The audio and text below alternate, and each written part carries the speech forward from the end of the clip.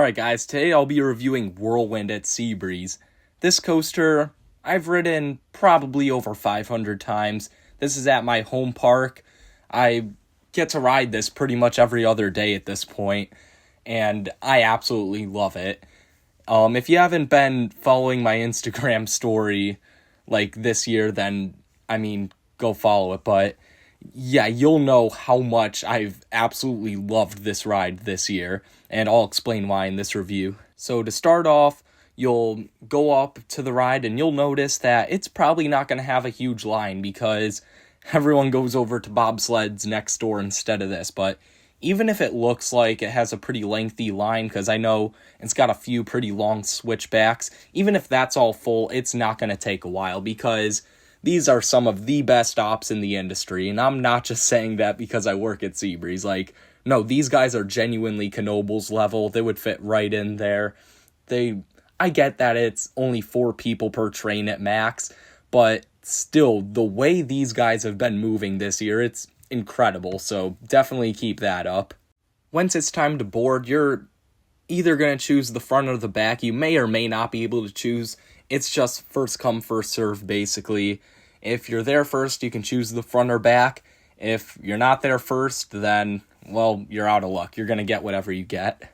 I personally don't really care whether I get front or back, partially because I ride this thing so often, but also because I prioritize getting a seat that's away from the loading instead of the load side, because this unloads and loads from the same side like Wildcat's Revenge, so don't go for load side if you can. Go for the farther side, because it all comes down to the profiling on the first drop, which I'll get into. But if you can choose front or back, I would go front just because the view on the lift hill. But yeah, either way, you want that farther side because of the profiling, so definitely go for that. Once you pull down these restraints, you're going to notice that they're pretty comfortable. They're T-bars, they have padding. If you could get some room with these are some really good restraints. So you'll pull out of the station, and another reason why I like the front better than the back is this first initial jolt into the lift hill. I've obviously figured out at this point how to avoid it in the back rows, but yeah, if you're forwards, you don't have to worry about it at all. But if you're in one of the backwards rows, you basically have to keep your body back and fully extend your arms and hold on to the grab handle, because when you engage with the chain lift, you're going to be thrown forward. And I've gotten punched in the gut plenty of times by this thing, and it's not fun. It's not the good kind of pain on a wooden coaster or something. So yeah, definitely try to avoid that. Use that technique to not get hit in the gut. So once you get past that, this ride's perfectly smooth. It's not rough at all.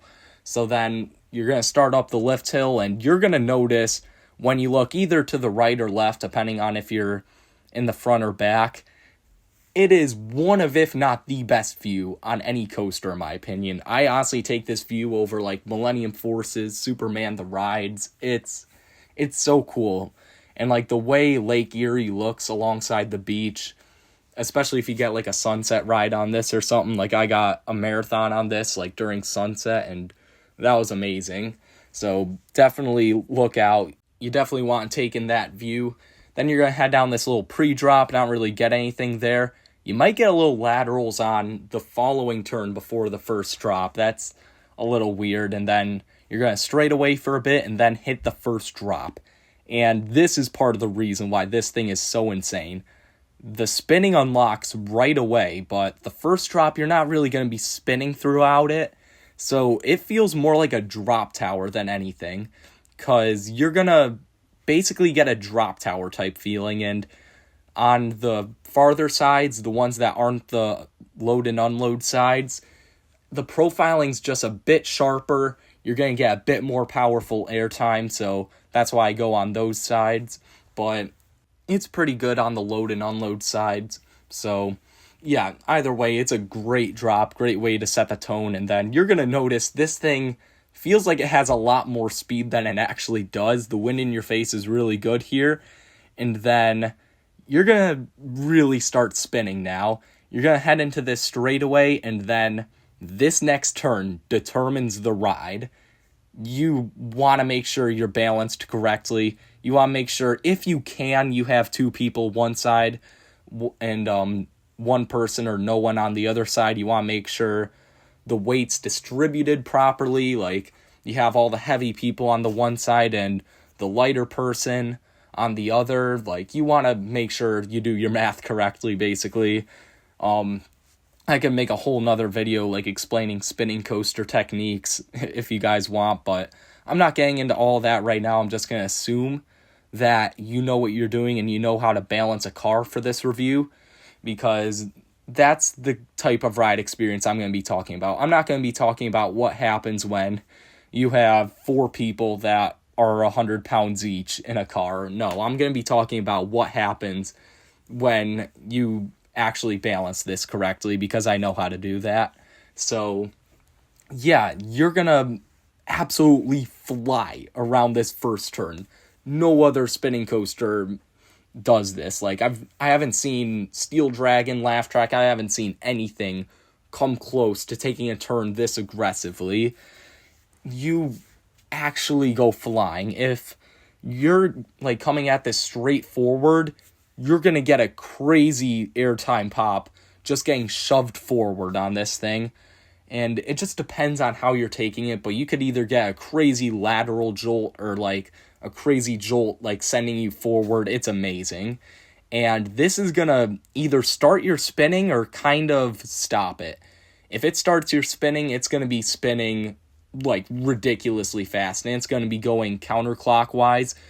But if it's not really spinning at all, you want to lean clockwise, because how you're going to take the next drop is it's a drop going to the right. So if you like lean clockwise and you get everyone to lean clockwise, then you could really start spinning going down that drop.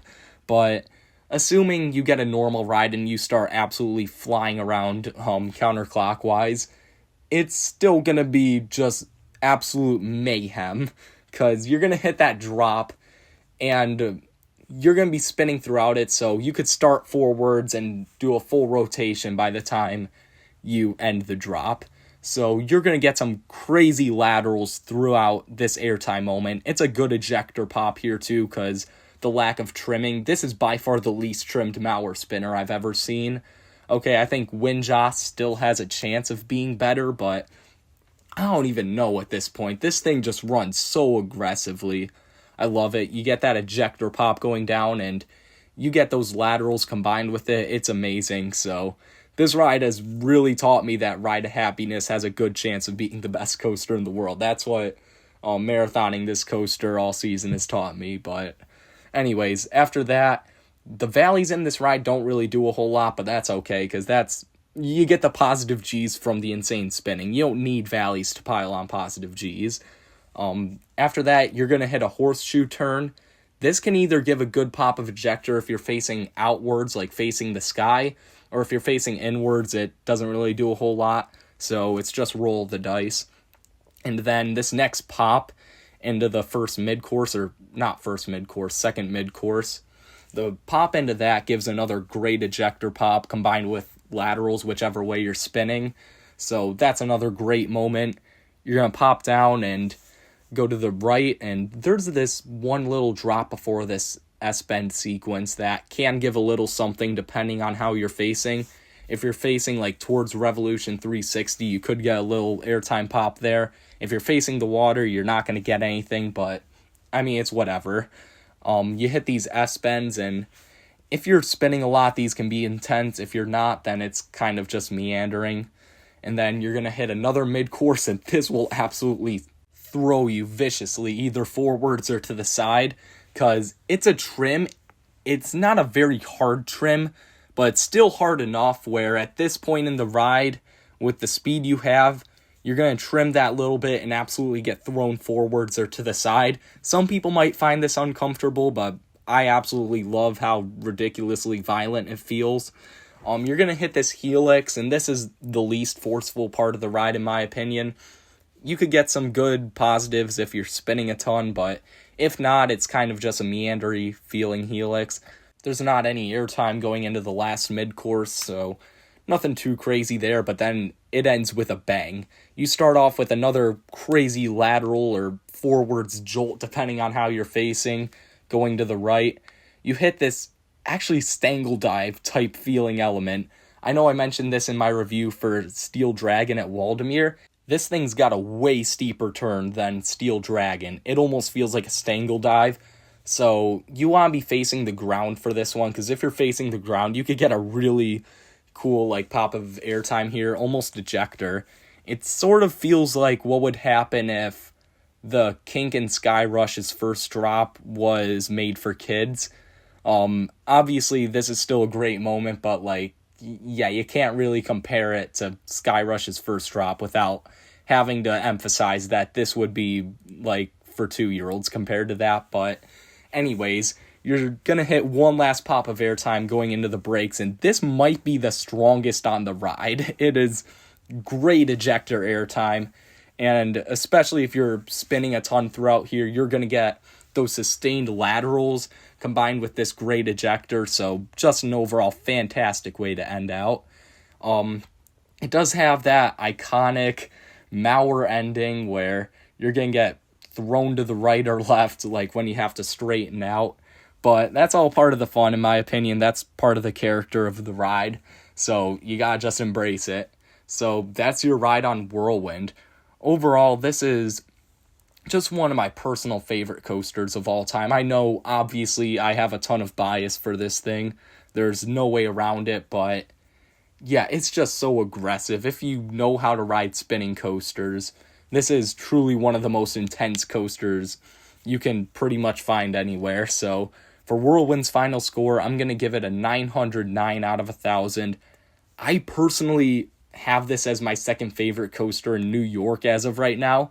I recently decided to move it over Predator, which that's like around spot 33 in my rankings. This is 29, so they're close. They can pretty much change. Like if I have a bad day on Whirlwind, a good day on Predator, it could probably switch back.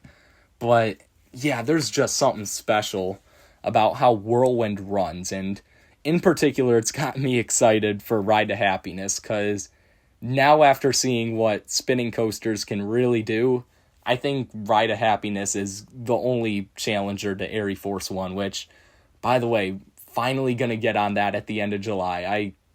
I can't express how hyped I am for that. I'm expecting that to be my number one. It is going to be a failure if that ride is not my number one, like given my taste in coasters. So I don't think I've ever had that high of expectations for a ride. But anyways, yeah, you guys got to get out to Seabreeze, take a ride on Whirlwind, because it is a shame that most people don't even know that this ride exists. Like a lot of enthusiasts even, like Seabreeze is such a small park, and if you know Seabreeze, you probably know it for Jackrabbit just because like that's the most iconic coaster, but Whirlwind's just something special. So you guys got to get out here.